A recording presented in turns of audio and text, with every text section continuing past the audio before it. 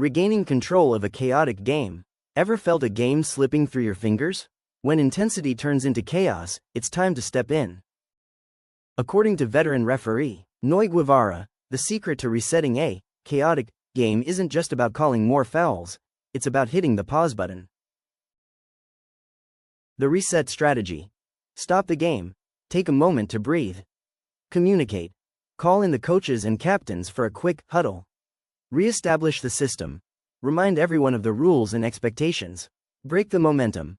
Stopping the clock lowers the adrenaline and allows players to refocus. A great official doesn't just watch the game, they manage the atmosphere. Don't be afraid to take those 30 seconds to bring the order back to the court.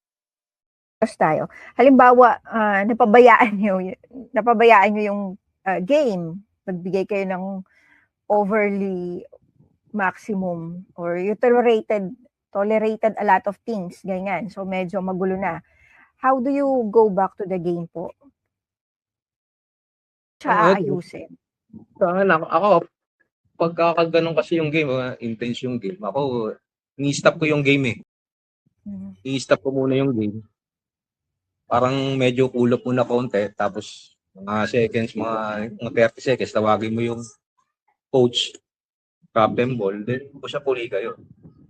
Sabihin mo uli yung sistema na hindi pwede tayong ganitong sistema natin. Hindi matatapos tong game na to, gugulo to.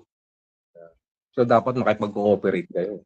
Hindi pwede yung kami mag-a-adjust sa inyo. Ganun ba?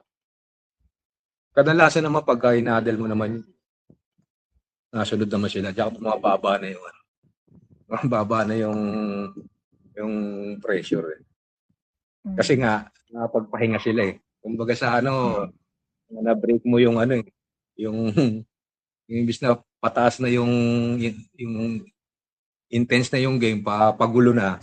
Pagka hininto mo yon, masisira yun. Kumbaga sa lang yung adrenaline nila bababa eh. So